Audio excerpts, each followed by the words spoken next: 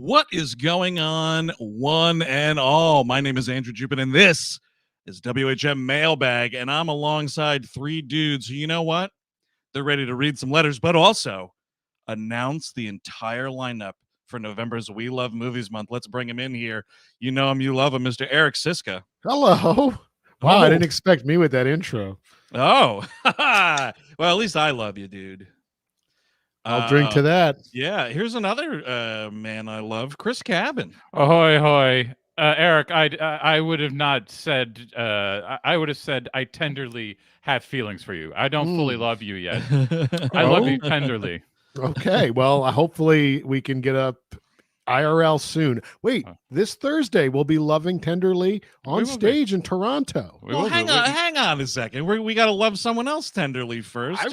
Bring him in the mix. The most tender man I know, Steven Sadek. That's so nice. It's more of a casual thing. Why don't you just do the whole show while I'm backstage? Well, hey man, they wouldn't stop fucking talking. I couldn't believe it. This is how much we love each other. I mean, come on now. Yeah, we're just getting into it. We're just loving each other, and I wanted my friend Steve here. But your name on this YouTube video here is quite distressing. Yes, I thought Steve would be joining us. No, he's not. You're right. This Thursday, super exciting. We're going to be in Toronto talking Saw 4. Oh, yeah. Look at that shit. Mm-hmm. Art by Philippe Sobrero, by the way. Look at this fucking melting man here. If you're seeing that or hearing this week, the week it's released, October 24th, 2022 right now, we're going to be there on Thursday talking Saw 4 in Toronto. And we're going to talk more about the tour as people file in. You know, you want to let people come. That's let true. People join the show first, you know? Yeah. Burn off the easy material quick. Yeah, totally. So let's break it up this way. We'll do a letter. Okay. And then get to the rest of the tour dates. You want to do that? I thought Mr. J Master's got some tricks here. That was the start or that it was the cue. This whole thing is all mixed up. Let me hit play real quick. Coming soon to theaters. Now, I just want to be clear about one thing. The reason we're doing this right now is because I'm an idiot.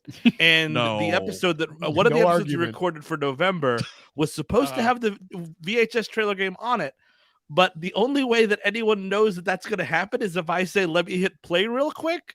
And I didn't. And I have not. So the episode happened. And then 3 days later, I was like, wait a second. I never did. Whoops. Mm-hmm. Yeah, I kept on waiting for you to do it. We were in the episode. I was like, should I tell him? I'm not the J Master. I do not have that kind of carte blanche. But I almost did it. Here, it sounds like. So it's the VHS Trailer Game. I am the J Master, and these are my clues. It's America's favorite game about obsolete materials. We are in season 13. Stakes have been made. People are. Andrew, I believe, is currently in the lead. Very barely. Oh, that won't last long. It will not, because I won't allow it. No. No, this is an exciting thing, but the weird thing is this is all fucked up because we don't know what the titles are yet. So I will say that this is from a movie from the year 2001. Space Odyssey. Yes. So this is all these trailers correspond to a movie from 2001. As everybody, you guys know how the game goes, right? Are we doing hands up? We know. Yes, yeah, we're gonna do hand stuff. Please raise your hand when I'm. Yes, no, not that kind of hand stuff. Yeah, so 5, 4, 3, 2, I can't 1, believe, blah, blah, by blah. the way, I put in all that effort to get them buzzers, and y'all motherfuckers lost those. Can't believe it. You know what? It's somewhere. I know where mine is, and I'm going to use it. Oh, you're so special, teacher's pet. Wow. Wow, he's gonna get a real buzzer. Oh yeah. Oh, there it is. Oh yeah. So this is exciting. What would we do without that noise? We usually do these only on our live stream, guys. I don't think we've ever done like a one for a trailery thing or whatever. So that's exciting, right? No. Yeah. Yeah, and also, by the way, oh, go ahead. I'm instituting something right now. The chat is being correct. All three of you need to be on the honor system. Turn off your comments. Do not look at the chat because they're going to be like, "Oh, I know something that you don't," and that's not fair. You doing it, Chris? Oh, No, I'll tell you what, Steve. That's a good call. I always have mine just set to our private chat. That's because you get distracted sometimes. You look at the chat and most of it's good, but then every once in a while somebody's like, "Hey, fat buddy, nice white beard, you wizard prick," and I'm like, exactly. They're like, "Oh, what are you?" Like, dude, and then I'm distracted. Or all of a sudden somebody's got my goat. That's what I say when I hear that. Exactly. Whenever I'm on camera, like people are looking at me, people are looking at me, people are looking at me, and I don't want to hear what people are saying when they are indeed looking at me. It's never good. No, it's never good. So, all that is to say, VHS Trailer Game, the year is 2001.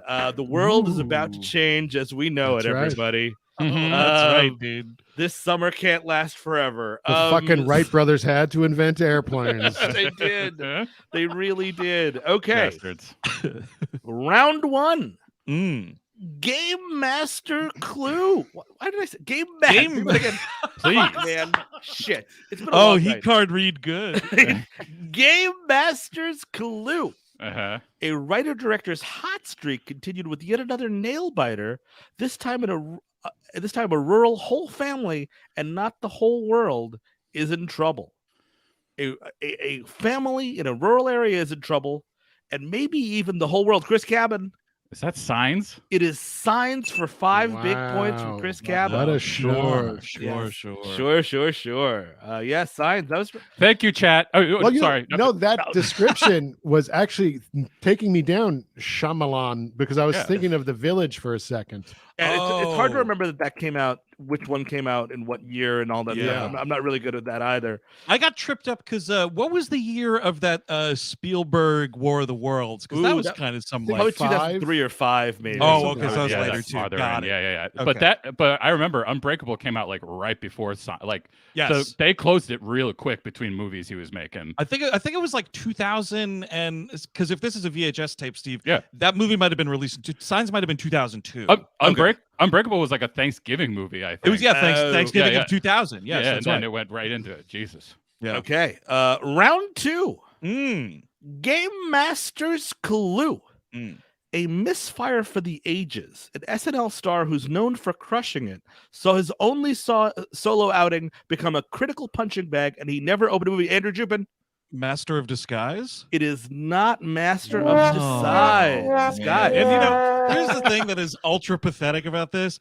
I had to press the fucking sad trombone button for myself. Here you go. A misfire for the ages. An SNL star who's known for crushing it saw his only solo outing become a critical punching bag, and he never opened a movie by himself again. Wow, what a fucking for the ages. An SNL star few. Who's known for crushing it saw his only solo outing become a critical punching bag, and he never opened a movie by himself again. Eric Siska. Beverly Hills Ninja? It is not Beverly Hills Ninja. So sorry. Now only Chris Cabin's on the board here. Chris, you want to go on to the Tribune Trivia? Sure. So for 4 points, shortly before this film was set to premiere on October 12th, 2001, the U.S. government announced the country to go into the highest state of alert on account of possible terrorist attacks. And New York City Mayor Rudy Giuliani urged people to stay at home during this weekend and avoid shopping malls and cinemas. Don't see this movie. Don't see it. Don't go to the movies. You stay away from the movie. The movie theaters are in Times Square, and that's where all the filthy prostitutes are. Chris, I'm going to give you one more thing. I'm not even giving you a clue, but just he is known for crushing it. Tagline: for 3 points, the world's most dysfunctional mafia family has a new weapon against the FBI. It is Chris Cabin. Corky Romano. He's known for crushing it, like the movie Nope says, ladies and gentlemen. Oh, crushing it. Crushing it. I was like falling on a table. That's Mr. Farley. Wait a second. It's very convoluted. His only solo outing. Yeah. Because you're thinking like Night of the Roxbury's team with Will Ferrell. Oh, yeah. That's not Catan didn't open that movie. This is the movie that Chris Catan tried to open. And yeah, I guess you're right. And I guess all right. Yeah, okay. But I was incorrectly thinking he was a bigger character in Monkey Bone, but that's a Brendan Fraser movie. And Chris Catan is farting around in it. It is. All right. So now exciting. Round 3. This is double points because I've never heard of this movie before. Or when the title came up, I was like, maybe I've kind of heard of it, but I never knew what it was about. I never knew who was in it. So this is an exciting one. 10 big. So this is double points. So it's 10 points for the Game Master, 8 for the Tribute Trivia, and so on. Okay. So get your thinking caps on, gentlemen. Oh, it's on. Game Master's clue. 2 sexy ladies living in London try to blackmail some seasoned criminals after witnessing a bank robbery. 2 sexy ladies living in London try to blackmail some seasoned criminals after witnessing a bank robbery. Now, again, this is going to be a tough one because I've never heard of this movie before. Yeah. Is this another one of your you looked up the UK release for this? No, this is a real US thing, I believe, anyway. There's a couple of titles that my head is circling around right now. Yeah. Okay. This movie wants you to know these ladies are sexy, though. That's part of it. Are they not? No, they're you keep stressing it's it. a movie. Like Everybody's sexy. I mean, sexy ladies in the UK, like trying to find a man, was a big genre at the time, so it makes sense. So going on Tribune Trivia. Okay. This might not help, but may or not. Okay. The robbery at the beginning of this movie was inspired by the real-life Baker Street robbery of 1971. Elements of the film from the real-life robbery include the robbers tunneling in from the store next door, the looting of the safety deposit boxes, a spotter on the roof across the street, and their communications being picked up by local radio and scanning equipment. Fuck, you know what? I'm kind of certain I've seen this movie. Ooh, I like this. And I love where this is going. I cannot for the fucking life of me think of this title. We might have seen this together. Because that plot sounds so totally familiar. The part about tunneling in from the store. Fuck me. Okay. All right. We're going to do it. Tagline, crime has never been so attractive. Oh my God. Yeah, I guess they are pretty sexy, huh? They're quite sexy. Oh my God. So that's it. That's her last hint there, right? No, there's 2 more hints coming. Star number 2. Okay. Mary McCormack is in this film, ladies and gentlemen. The film career of Mary McCormack, and this is not the movie Private Parts. I hate to break it to you. Fucker. Chris Cabin.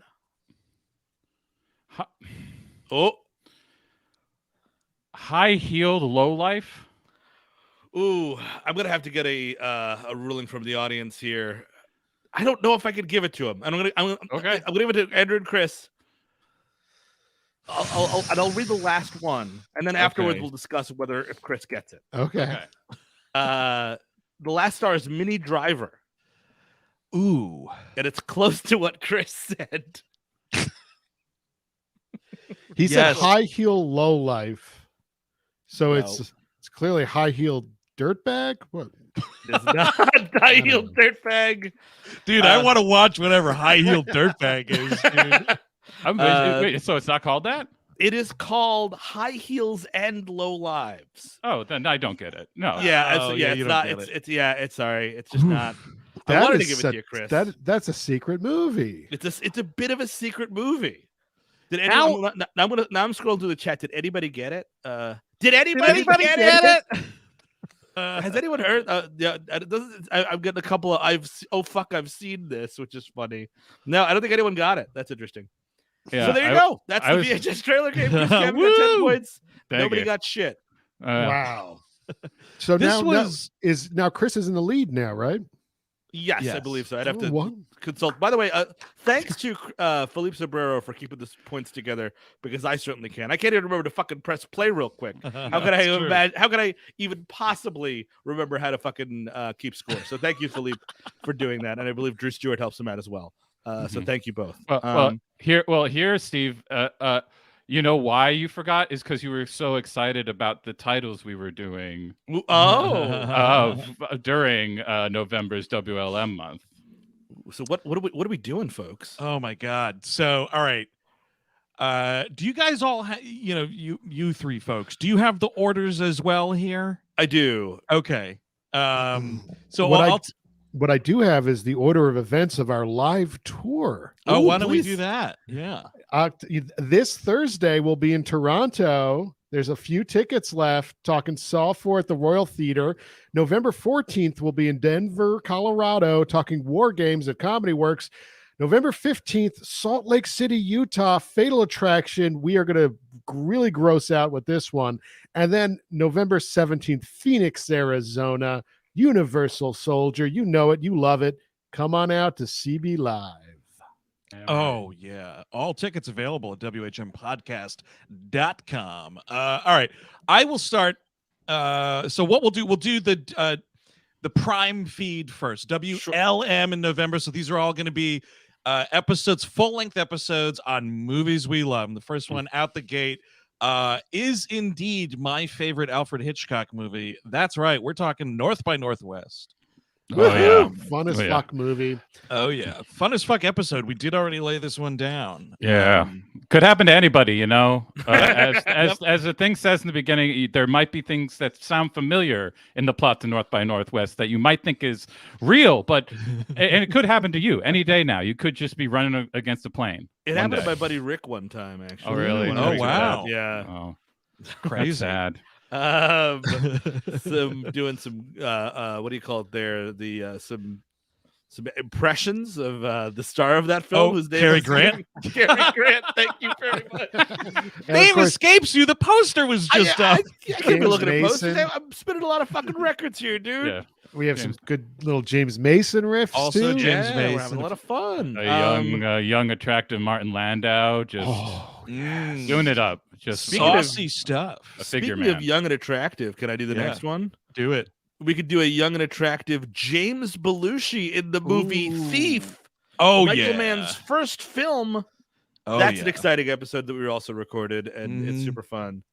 And yeah, hot damn, great movie. Also, my favorite Michael Mann movie. Look at this, a lot of faves. Yeah, I love Thief. That was a lot of fun to talk about. And after that, folks, fun doesn't stop there. We are going to the interesting world of the Royal Tenenbaums. Oh yes. Oh yeah. There we go. Oh yeah. Already laid this one down as well. Really, that is where the trailer game should have been. That's right. Yeah, I think I was trailer game here. Incredible conversation that I'd forgot to hit play real quick. No, that is literally what happened. I mean, we got into it. We hit the ground running talking about that movie, and then the next thing you know, fucking 2 hours went by. What are you? We should have opened it with the VHS trailer game lived on the corner of Archer Avenue. Well, you know who? Thankfully, a movie that Alec Baldwin is not narrating is the other movie we're going to be doing. The next movie we're going to be doing, Catherine Bigelow's Point Break. Oh man, the big boy. That's two chili dogs. I can't wait to revisit that one. It's been a while, but man, what a fun movie. I'm actually kind of excited because it's been a really long time for me too, and I just rewatched Near Dark on Criterion stream, so it's like now I'm doing a Bigelow watch. I just watched Near Dark as well on Criterion. What a fucking masterpiece that movie is. Yeah, I might go through all of her movies and then wind up skipping Detroit again. You know what I mean? I'll just keep sure. Every time I go through, I still haven't. I'll skip Detroit. That's how you got to do it. Let me tell you something. I saw that movie at a trade screening, and the distributor had like a rep there. And, they ask you, like, how do you think the movie's going to do? What did you think of it? I walked out of that fucking movie. I was like, I don't know what the fuck she was thinking. I don't know what the fuck you were thinking. And it's like 35 minutes too long. So I don't know what y'all are going to do with this movie. And then what a surprise, that terrible movie fucking cratered theatrically. Oh, man, you were the center of that person's therapy for many weeks, just giving her this fucking dressing down. I got to tell you, I mean, it was a representative that I had spoken with multiple times. She knew me. She knew me. But what didn't crash and burn at the box office, kind of a little sensation, a little more critical reappraisal of lately, and I can't wait to revisit it because I loved it back in the day, and I'm sure I'm going to love it now. Bram Stoker's Dracula. Yeah. Rock and roll hordes. This movie made me so hard. It's so fucking good. Right on time for your Thanksgiving, that episode should be. Well, actually, just looking at the poster here, that movie came out on November 13th. So look, perfect. There you go. They missed Halloween like we did, so it's fine. Wow, how do you fuck that up? What else was going on in 1992? Well, I guess that movie is trying to be more of a prestige movie. Maybe they're hoping for Oscar noms. No. Oh, a fucking wolf being fucks Winona Ryder on a bench, Steve. Come on now. I Give it the award. Give it the award. It's the director of Apocalypse Now. They want it to win an award. I watched that movie. I rewatched it on 4K. Back when I had fucking COVID in like May. And even through the misery of COVID, I was sitting there like, this movie fucking rules. Oh yeah. Oh yeah. Now, the fun doesn't stop there. Over on the Patreon, we are souping up the selections as well. Excuse me. And the first thing we're going to do is normally on the Patreon at the $5 and up level, every month we give you a We Love Movies episode. Well, we are flipping the script on that. All the main feed, like we just said, has all those great movies. So we're going to talk about a real shit show. That is Rotten Rid's Hannibal from 2001. Yes. Oh, starring Dracula's Gary Oldman, everybody. Oh, sure does. We had to, we wanted to say goodbye to Ray Liotta the right way. With one of his most crowning achievements. By eating his brain. Yes. Yeah. By removing the crown of his head. Rest in peace. Here's you eating your own brain. Yes, that is the Patreon episode, but there's more Patreon content where that came from. Please, sorry. No, we're also going to be talking about, you know him, you love him, personal good friend of mine, Chewbacca. Yeah. Gleep glossary. Saving Chewbacca for the last, man. Look at this fucking picture. He looks like he's getting sucked off. And that's why I couldn't wait to suck him off. So I had to mention it early. I think you should get your little button ready. Your Dave system should be all ready to go. You should get my butt ready? Your David system. Oh, yes. Now, the viewer at home, Chris, doesn't know that yet, but they're on the Gleep glossary that is coming out this week. Yes. Oh, boy. I flipped the script on these guys. I have a droid helping me out. That droid is named David. And he has an alarm system that goes off whenever I say anything. And the fun doesn't stop there. On Animation Damnation, we're doing a full feature-length episode on a little movie called Nightmare Before Christmas.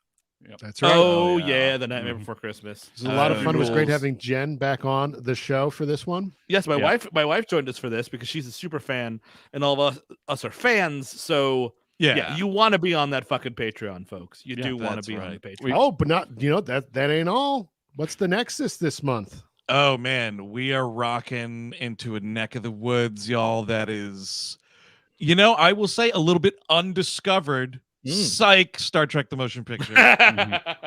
Undiscovered in the sense that it is fucking underwatched, man. This movie has a bad rep. It's got a bad rap, unfortunately. It does star a fucking child rapist, and that dude can burn in the fires of hell for eternity. But good movie. And we've got a little debut here. Look at this fucking art. Philippe Sobrero, man. Look at that.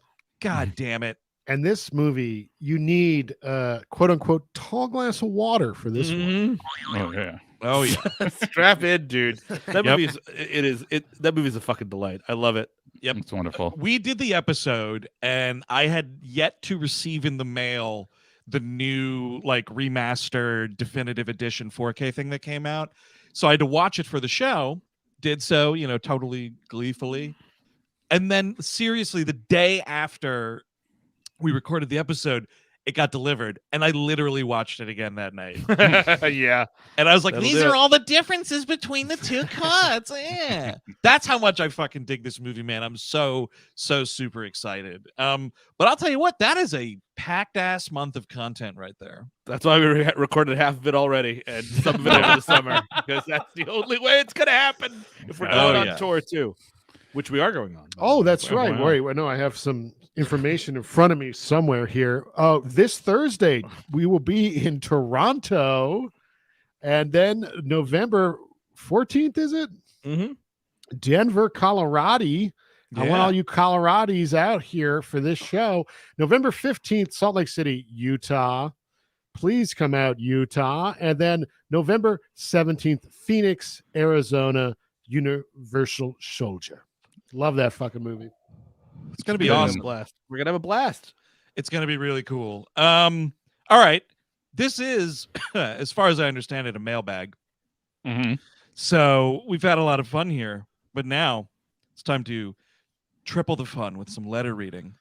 Now, Chris Cabin, you are Steve is the Jame Master, and you are the Mail Master. Postmaster. Postmaster General. He's the Mail Master. The Mail Master General. So any particular order? Any of these you think one of us should read over the other for any reason? We can go as is. Okay. Anybody wants it, go for it. Well, I'll take the first one because the word schmuck is in the title, and I'm a bit of a schmuck myself. So sure, that's true. Get started here. Swag for schmucks. Hey, gang. Years ago, my local multiplex was doing a giveaway for a free bag of movie swag to the first 10 customers of the day. Ooh, swag. Chris, are you also getting flashbacks? Well, yes. But I don't remember much swag other than like the stuff like that was up in the break room. Did we do giveaways like this? No, because we would fucking steal all the stuff. Well, yeah, sure. What do you say? Like rotten T-shirts that are like rolled within an inch of their life. Those it takes you a year to even, and like by the time you unroll it, the writing is cracked because again, it is like vacuum sealed. Those T-shirts. I had several of those T-shirts, absolutely, including, and then I'll get back to the letter because I'm sure this is going to be interrupted again. But when the film Traffic came out. They had fucking Traffic T-shirts compressed down into pink, like wrapped things that looked like bricks of Coke. Yes, basically. And it was like, here's your Traffic T-shirt to give away to the audience. And we were like, absolutely not. This is too good. We're stealing them. Yeah. So being the movie obsessed kid I was, but still just too young to drive myself, I convinced my mom to drop me off at the mall. I'm still too young to drive. I just turned 39. Still too young to drive. I don't think, dude, even if you like got like registered and passed a driver's exam and got your license, I don't know that I'd ride in a car with you. No, at this point, like, what are we talking about here? Exactly, dude. I'll take the bus. Or drive myself with my driver's license. Yeah, that's all. Mr. Driver's license. Mr. Big Man with your big license. Dropped me off at the mall that morning so I could be one of the first people there. When I got there, I was literally the only one in the lobby, and having my eyes solely on the prize of free swag, I didn't look ahead at what movies were actually playing that day. To my dismay, the only movie playing that morning that wasn't R-rated was recent previous episode, Shrek Forever After. In 3D. Oh yeah, dude, coming right at you. You're paying extra for that shit. Yep, you're getting that swamp taint right in your face. Broom right there. Also, that's the one that's like especially sad for no reason. So like, yeah, what a fucking waste. It's gonna bum your whole day out. It's a marital drama, really. It's not. Yeah. It shouldn't be seen as an animated movie. It's a marital drama. What if I never existed? Fucking, I wish. I did what I had to do, and what I had to do, doing my duty here, serving my country, and bought my ticket, and essentially had my own private screening of that wretched movie. And the swag bag I so desperately desired. After I bought my ticket, the cashier brought out a bag filled to the brim with Dinner for Schmucks branded swag. No, wow. Dinner for Schmucks. Man, that movie was not great. Was that another one of these remakes of like a French movie? Yes, it was the Dinner Game originally, and then it got turned into Dinner for Schmucks, which sucked. Dinner Game sounds better. Yeah, it's Steve Carell. Yeah, and Rudd Paul Rudd. Yeah, I think it's Paul Rudd. And yeah, not a good one. Not a good one at all. I'll say I never saw it, but I will definitely take your word for it. The shirts are fantastic for it. So they go on to say here, what's the most odd or cringeworthy piece of branded movie swag you've ever received? How long before it reached the landfill or a Goodwill? For this person, their answer is a Mr. Woodcock branded athletic cup that I ended up giving to my grandpa, but that's a story for another day. Big fan of the show. Thanks for everything. Joel from Michigan. How about that? The Traffic Coke thing was crazy. For Fight Club, they gave us there were bars of soap that had like Fight Club imprinted on it, and they were made by fucking literally like fucking prison slave labor. Like on the sticker, it was like, this was made at fucking whatever penitentiary. Oh, damn. And it was horrible. Actual but I will human say, fat was used for the soap. Horrible way to make it, but they did a great job and it smelled terrific. I'm so excited, actually. You go, Chris. Please. You go. I remember very clearly us getting the rules of attraction. Yes. And they had a shirt where it was just in case, you're wondering, do you want to see this movie or not? How about 2 teddy bears fucking? Yep. How about that I on used your to t-shirt? see one of you guys used to wear that all the time. Andrew's that's Andrew's move, yeah. Mine did end up in the landfill. Thank God I was too fat to wear it anymore and threw it away. No, actually, I think I was just so fucking humiliated. A lot. Wait, Steve, do you have one? I have it right here, actually. Oh, okay. Well, hang on. So, Steve, you go first because, Chris, I am going to get what you got me for my birthday out of the closet. Yeah, here it comes. Uh-oh. Oh, boy. Here we go. All right, audience. Don't all say it at once, but these are obviously the sunglasses that Kate from the movie Netflix's The Movie Kate wears in the movie. Remember Netflix's movie Kate? No, I don't. Oh, I was yeah. going to say it looked like very- Johnny Depp's Willy Wonka is what I was Yeah, a getting little from bit. these. I got that. Yeah, Mary Elizabeth Winstead movie. Yeah, it's her doing Atomic Blonde. I didn't see that movie in theaters. The Paris Theater in New York will do Netflix movies because it's owned by Netflix now. Yep. Which and is they were dystopian as screening hell. they were screening Alien because it was like, what movies inspired the movie Kate? How about Alien? And I was like, fuck is that movie dude, about? Hold I'm on, just gonna that go sounds see like Alien. that sounds like a Larry King question. Now, what movie inspired your movie Kate? Alien. Was it Alien? Hang on a second. I know I was going and getting something out of the closet. What the fuck is the movie Kate? What is this? It's Mary Elizabeth Winstead basically doing Atomic Blonde or Which John was Wick. what? Oh, okay. Just kind of like, basically Assassin-y. yeah, just fighting people. Okay. Ugh. Well, that Yeah. sounds terrible. So she wears these glasses, these exact glasses. These are the exact glasses that honestly you can't even see. And now, Right here, there's a it little says thing on the very lightly on the side. It says Kate on it. So just an FYI. Oh, I so see. if someone's like, "Is that? Oh, that is Kate from the movie Kate." Mhm. Got it. Dude, you want to know a worse version of that promotional sunglasses? We got I got 2 fucking Johnny Depp things actually back to back. I can't believe it. We got promotional shit for the Johnny Depp film Blow, the Ted Demme motion picture. Rest in peace, Ted Demme. And they came with the Elvis sunglasses that Johnny Depp wears throughout the movie, but on the side they were like gaudy, big, like gold sunglasses. And then on the side in huge brick white lettering, it just said Blow.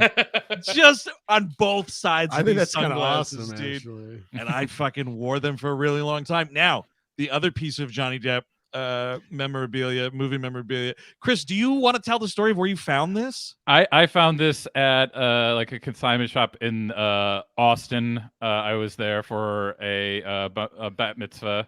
And I found this, and I was just absolutely knocked on my ass that this existed.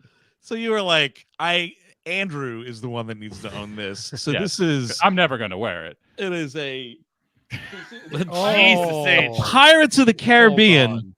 This actually rules. Now, if you can't tell on the camera, it's not just a t-shirt. It is a Pirates of the Caribbean sports jersey, like Sports a jersey. baseball jersey. Yeah. And just so you make What's sure on the you back? Oh, you- yeah. no, you it's want to gonna- know. really No, excited. no, And no. I think now the number here I think reflects the release year of 2003. So this is promotional material for Black Pearl. Yes. Okay. And just so you know who was the one good one, by the way. in case who's, anyone's keeping score? on a sports team, what do you call like the main guy who's like the leader of the team? The captain. Oh yeah. Yes, What's the dude. number? What number you got there? 03. For Oh, 2003. Came out, Too yeah. bad it wasn't the 69. Too bad he didn't Too get bad that it fucking- wasn't the 69. Yeah. The promotion. What promotional giveaway will have that hat Johnny Depp is wearing in that picture? That fucking Dude, Oh Sam my Kinison hat. lord.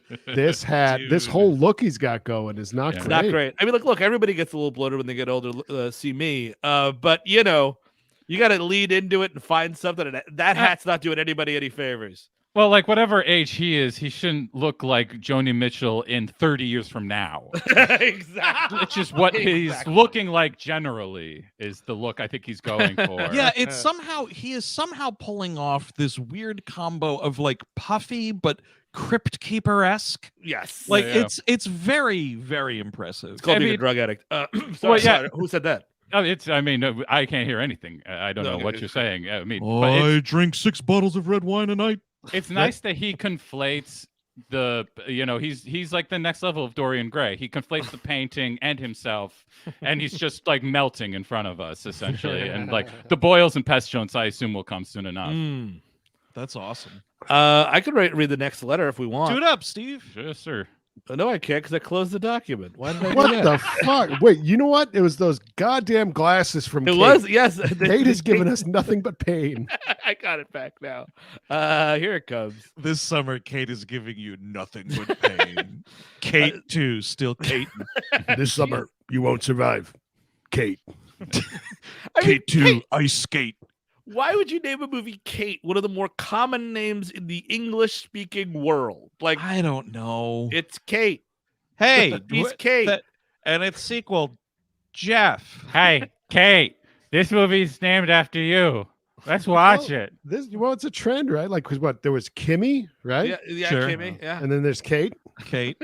Any other good names? Jeff. Kate was before Kimmy. I would watch Jeff. Oh, dude, what if there was maybe a spin-off movie, like Netflix's Nate, and then you get Nate v. Kate. Oh shit, dude. Yeah. Dude, and then it's the ACU, the 8 cinematic universe.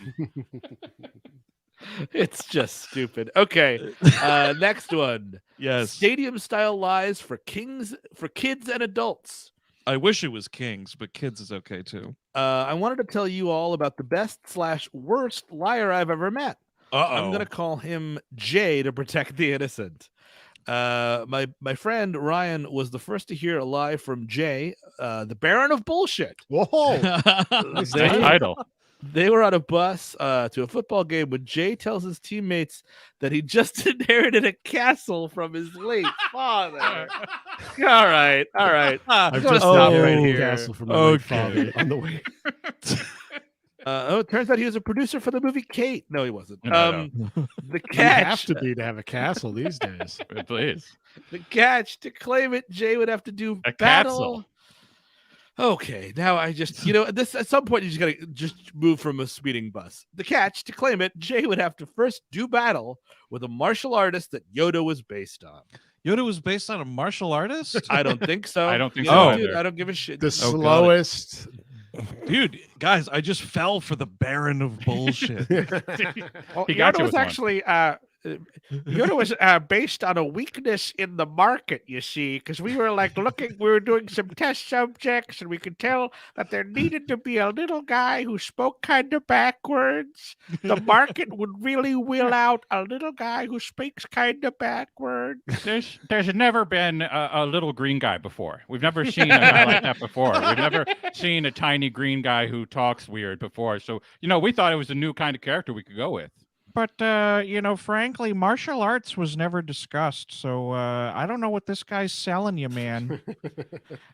Jay should stop smoking. How about that? All right. So, whereas my lie from him was that he had seen a live-action X-Men movie only released in South Carolina. What? I presume that's like where they live. I would assume. Yeah, only South Carolina. Yeah, no, we can't let it outside the state. I'm sorry. We are only releasing this live action X-Men movie to the states in the South of America where you can buy Confederate flag beach towels at surf shops. Dude, and I gotta tell you, I saw this X-Men movie that no one ever saw, you see, and it's amazing, only in South Carolina, and in that movie, Wolverine and Gambit go ass to ass. That's how the movie ends. So, they're never going to release it. It's just they go ass to ass. It's full penetration. It's amazing that they let Hollywood would let that out. It was incredible. So the X would have stars on it, like the battle flag, right? Something like that. Yeah. The Stars and Bars Men. But in junior high school, ask me anything you want about it.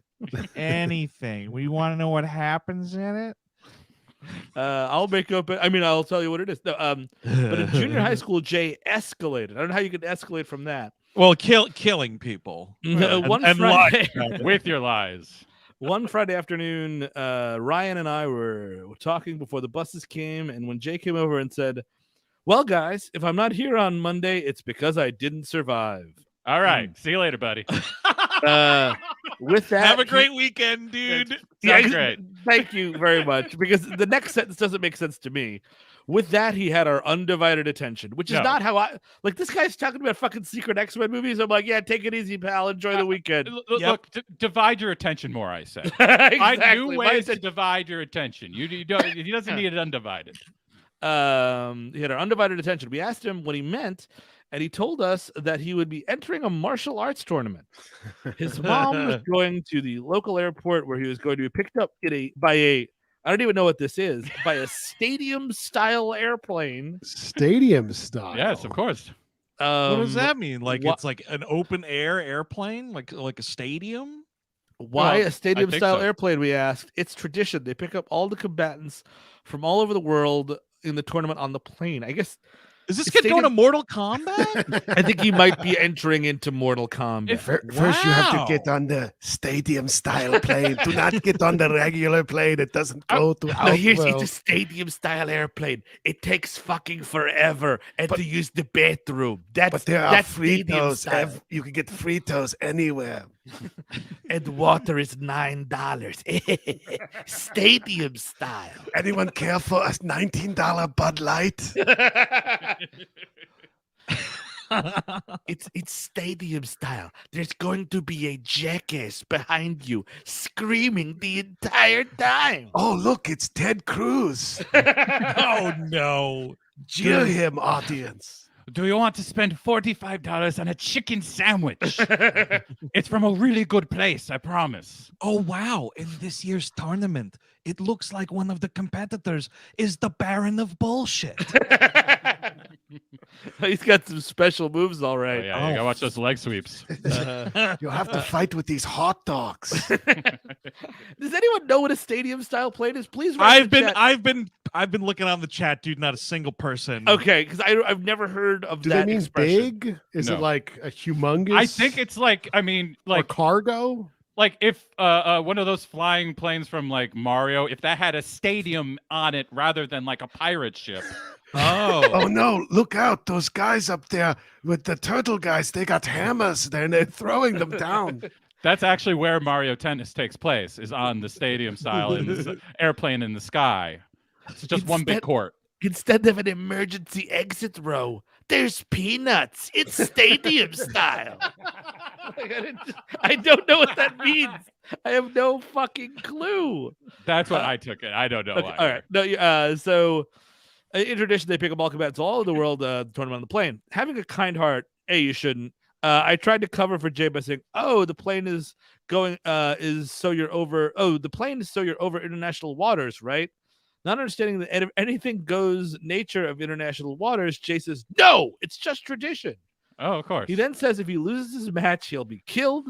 But if he wins, he'll be given a brand in the palm of his hand that will never heal, but will signify that he is the best fighter in the world. Is he fighting in the Klingon Empire? Dude, I hope this letter ends with this kid maiming himself. Maybe he was just the first guy to watch Jim Cotta and got really into the idea. Like that he would just win a tournament somewhere. Oh, of course. I mean, this is, every kid's, their desire is always to, win something. I still haven't. It's stadium style. Getting into your seat is really easy, but it takes about 2.5 hours to leave. You want to wait 20 minutes for a bathroom? Wait for stadium style airplanes. I know you just sat down, but you have to get up again because the woman next to you needs to go again. Stadium style. It's stadium style. They're going to take 45 minutes before we take off to make sure we honor a retired legend and his jersey. Oh, good news. This flight is minor league stadium style. That means there'll be fireworks once we land. Stadium style. Everyone's required to eat a 1.5 foot long hot dog. I am sorry to tell you that since it's raining out, we have to cancel the flights. You know, stadium style. Just a rain delay. What are you going to do? This flight's been rained out. And your captain is Patrick Ewing, stadium style. Sorry. I like stadium style. Love stadium style. Blah blah blah. So, but he'll be killed. Brandon is the best. So I told him, well, good luck to you, buddy. The following Monday, Good luck to you. The following Monday, I was sick, but Ryan told me that Jay came and showed off the brand, which was just a few layers of red Sharpie in the shape of an Asian character that faded a couple of days later. God damn it. A couple of years later, I tell my new friend TJ about the stadium-style airplane fiasco, and I advised him not to talk to Jay about it. Even a few more years later, TJ confesses that he had asked Jay about it immediately. When he asked Jay about the no longer visible brand, Jay narrowed his eyes and said, "You know how fast I heal." Oh my God. That's it. See, like you get that from the Wolverine. He saw the new version of Wolverine, and he knows how it goes. Oh, this is we're taking a long time with this email. A few years ago, I had dinner with Ryan to catch up, and wow, this is like a fucking Tolstoy book. I love it. I want a big point. I cut quite a lot. Oh my God! Oh man, Oh. dude, we got to do a fucking unabridged saga of Jay. None of it has to do with Jay. Oh, all right. Well, None then of never mind. Good job editing that. A few years ago, I had dinner with Ryan to catch up, and of course, the subject of Jay. This is kind of like what do you call it there? Scenes from an Italian restaurant. There's like layers of the story. I told him the last time I had seen Jay, he was wearing a kilt. First of all, of course he was. The sweatpants of the Renaissance Fair set. Jay missed out on a previous fair because he sliced his back open trying to sheath a sword like He-Man does. With his shirt off? I don't know, man. It must have. I just trying out He-Man moves. Look, This is years later, right? He's a free spirit, this Jay. Mhm. Okay, you know he's trying new things. He's God out bless there. him. God bless him. I also told Ryan that Jay had. I also told Ryan that Jay had served in the Marines supposedly and was married and had a son. The son was a surprise considering Jay had sworn up and down he couldn't possibly get anyone pregnant due to being struck by lightning twice. Of course, that's it's just Whoa. what What happened. in the ever-loving shit? Well, you see, my cum got cooked real good that Yeah. time. So I'm It pretty turned- sure I'm infertile. It turned into a solid block. You see, as soon as like sand when it's hit by lightning, my cum just turned into a solid block. Ryan asked me, "Who do you marry, Christmas, Leia?" And you know what? The rest of it is a very nice part about how much he likes the show. But we've spent too much time already. Champagne wishes and caviar dreams, gentlemen. Lee H from Kalamazoo, Michigan. Thank you, Lee. Yes, thank Please you, just Lee. email back what stadium style could possibly be. I would just really like because it I don't seems even know. I don't. Right. I mean, you used it like 4 or 5 times in that letter. That's a pretty confident usage of a word. I'm telling you, it's like if Bowser had an arena that he had floating in the sky next to his pirate ships and stuff like that. And that's exactly what this. That's cool. But it's funnier to think about it. I say. Thank okay. you. So I know we have one more letter. I will say 2 things really quickly. Kids growing up in school, one kid told me one time he was a doodler. He liked to draw a lot. He was actually like kind of talented. He spun a huge lie. This was in the 5th grade, so you're like what 11.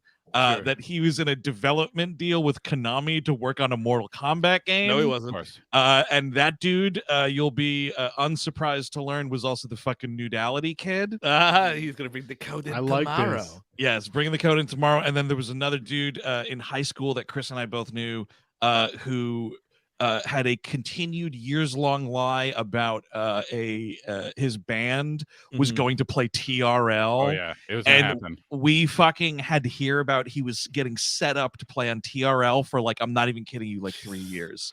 Yeah. Oh boy. Yeah. Look, much like movies, kids, when you go for your lives, go low scale. Don't go Exactly. Hollywood. That's not a stadium style lies, not good. You know, his stadium style. Yeah, let me get a large pie of pepperoni, a stadium style, please, and just add it anywhere you want to. Just stadium style that. God, go ahead, do it. You wouldn't think that you would find a split Pizza Hut Taco Bell on a plane, but here we are finally. Yeah, I get the number 7. Stadium style. Thank you for asking. Yeah. Ooh, that is a beautiful new suit. It's Robin's Egg blue, stadium style, of course. Stadium style cut on the suit, which is excellent. Okay, that's chicken tenders and a Big Mac and a large fry. Would you like to stadium style that? You see, the conceit of the film is if they ask you to stadium style, you have to say yes. It's stadium style me, starring me, Christopher Lambert.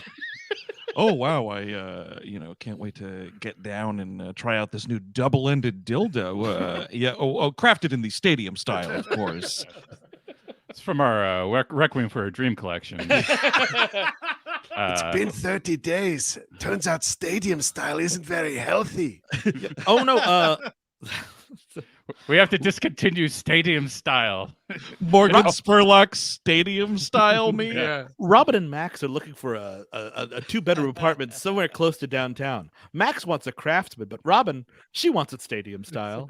Other must-haves include near a martial arts tournament. Now, I know this isn't stadium style like you wanted, but we did find a really nice place that's court style that we think you're really going to like. Tennis or basket? We're talking basket, I know, but it's cheap for a basket. It's cheap for a basket. It's not in the tennis, it's tennis prices for basketball size. Well, kids, I've got some bad news. It's been a hard year, and your father lost his job at the factory, and the expenses of having to sell grandma's house after she passed. I just wanted to let you know that this Christmas it's going to have to be stadium style. These are just going to be sitting outside in the cold in really bad seats. You're just tailgating for Christmas. You're just sitting on your lawn. We're going to look at all the other houses. We're just going to hang out and look at all the other houses. Maybe we could hear some of their joy and eating. We'll share that together as a family. Coming this December to the Hallmark Channel. Stadium style Christmas. I would love it. Yeah. All right. I'll do the last one here. Okay. Not for teacher. After listening to your episode on urban legend, hearing you talk about Robert Englund's questionable teaching methods reminded me of an old teacher. In 93 to 94, one teacher went down into the basement near the boiler room and had the no, wait, sorry, that's different. No. Frederick Krueger for a second. In 93 to 94, I was in 10th grade and had a very unusual English teacher who I'll call Mr. Murphy in case the feds are listening. In his class, we had 2 activities that counted towards our grade: reading and writing. Pretty solid things to count for in English class. At 10th grade, it's a little basic, but hey. The reading grade was determined by how many books we read each quarter. These could be any books of our own choosing. Coloring?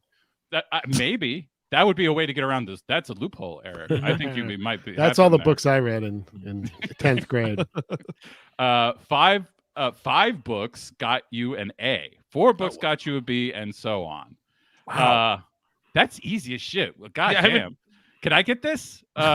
Fuck you. Fuck you. When the hell was the last time I read 5 books in a year? That sounds fantastic. I was in college and forced to do it, man. I'm lucky if I get through like 2 a year, honestly. 2 maybe. At the end of each quarter, he would individually meet each student in the hallway, have us put our hand on a Bible and ask us, how many books did you read this quarter? Come on, dude. Man. This was a public school, by the way. Mr. Murphy. This must be like where the X-Men only come out or something to be doing this. Well, this guy is clearly given up on life. Like, I don't know what else we're going to find out, but this guy, just this already, I'm like, oh, he's given up on life. Was like, he even asking what the books are, or is it like Bible's good enough for me? Like, you know what I mean? Wow. Like, maybe you want to ask them like reading comprehension questions. What's your favorite? You know, blah blah blah. What did you learn? No, dude. You know why? Because Jesus takes care of the rest, Steve. That's a good point. You just put your hand on that little Bible there, and you're fucking good to go. And as far as he's concerned, if you lie while you do that, I mean, you're going right to hell. So no skin off his back. I mean, honestly. I'm sorry, kids. If you're going to get married in the church, it can't be stadium style. You can't. The priest won't perform it. Wait, you had stadium style before marriage? Oh. Okay. For the writing grade, we had to write 3 essays or stories per quarter. Okay. Again, they could be about anything. The grade was determined by the number of words in each paper. What? I don't remember the exact requirements, but more words, of course, got you a better grade. This guy's a real stadium-style teacher. Yeah. Oh, nothing but bigs. Yeah, throw out some fucking nuts in the middle of an essay. He didn't read what we wrote. He counted the number of words in our paper and returned them with the total and the grade at the top. Jesus. Again, where was this? This is fucking nice. Yeah. These kids have it fucking made. I have always been a huge nerd and generally worked hard in school, but I wasn't above taking shortcuts. Sure. I quickly realized that I could save myself effort by turning in pages of rambling nonsense as long as it had the right number of words. Dude, you got to go full Shining and just say, all work and no play makes Jack a dull boy. Fucking a stack of that. Hey, and it would have worked because this person writing in is named Jacqueline. There you go. Would have been a nice, a nice ref, a nice stadium-style ref. I mean, you could get an easy A by just reading The Green Mile in the original way, just like in those like 150-page books that they put out in increments. That'd be easy as hell. Our time in class was supposed to be spent quietly doing these reading and writing activities on our own. Sometimes Mr. Murphy would leave the room for several minutes at a time, probably for a cigarette, I imagine. And us students would start debating whether he was on drugs or just crazy. Oh, wow. This dude is he's a babysitter, basically. That's all this is. Oh, yeah. I mean, this smells of secret alcoholic. You know what I mean? You're just kind of going out for a nip. You want everybody to be quiet when you come back. Yeah, no, we're going to turn the lights out now. Well, I thought this was going to be like Dangerous Minds, but it's nothing like that. I'm not Michelle Pfeiffer at all. These minds aren't dangerous at all. At all. I'll say, though, regardless of what his reasoning is for this man, this teacher, this fucking educator, who's entrusted with what he's entrusted with, is doing a real fucking stadium-style job on these kids' absolutely. education. You know what I mean? For sure. I mean, many times Mr. Murphy dropped any pretense of having us do actual work, and he would wheel in a TV from the AV room and just show us movies or TV shows that he liked. This guy rules. I remember, changed my opinion. This guy is great. This is fantastic. I remember watching Fire in the Sky. That is a terrifying not a movie to be watching with kids. I saw that as a child, and that's a scary film. Really scary movie. Anal probing, everybody. Yep. The Fugitive, nice. Good. That's a nice one. Several episodes of The Critic and Steven Sadek's show, Herman's Head. Wow.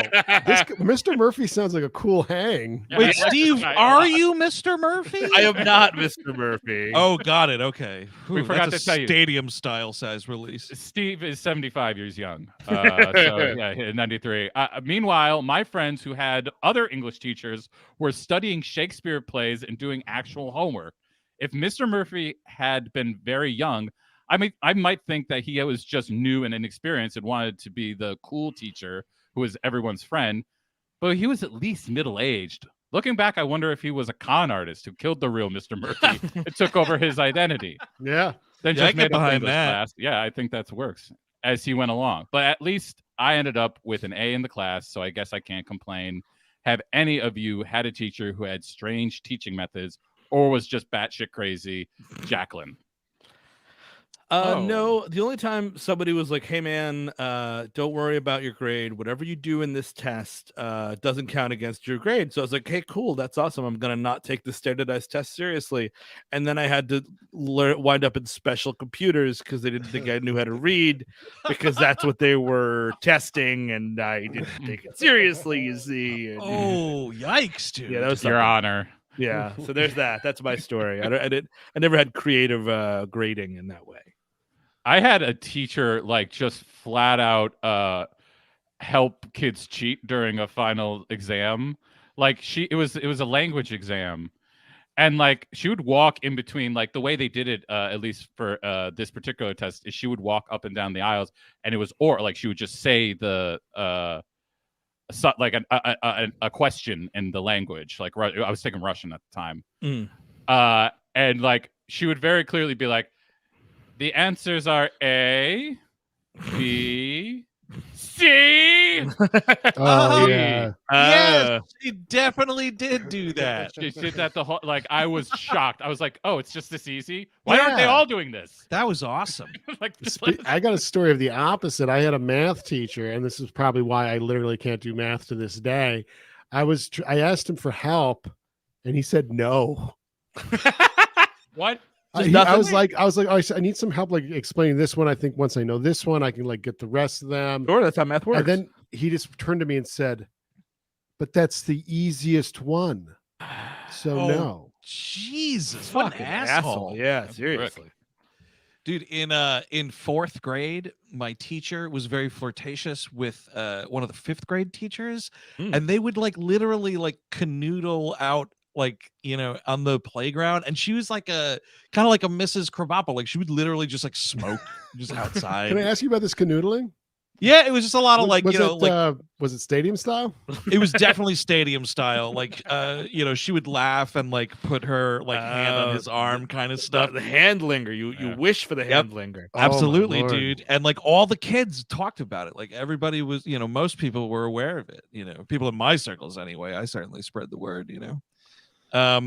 Well, that is that's all the letters, folks. That's it. I think that's the mailbag for this evening. I think so too. Yeah, totally. But you don't have to stop seeing us here, because the fall tour is kicking off. We will be in Toronto this Thursday talking Saw 4. And then we're off for about a week and a half, and then we will see y'all in Denver. Come on out to Denver, Colorado, talking War Games on 11/14. The very next night in Salt Lake City, SLC herself, we're talking Fatal Attraction. And then rounding out the fall dates, Universal Soldier in Phoenix, Arizona, folks. We are hitting the Southwest and some mountain areas for the first time. It's going to be a lot of fun. Head over to WHMpodcast.com for ticket information, and we'll see y'all in just a few short days in Toronto. But that's it for this mailbag. Have a good night, everybody. I'm Andrew Jupin. Steven Sadak. Eric Siska. Chris Cabin. Take it easy. Bye-bye, folks. Oh, we did it.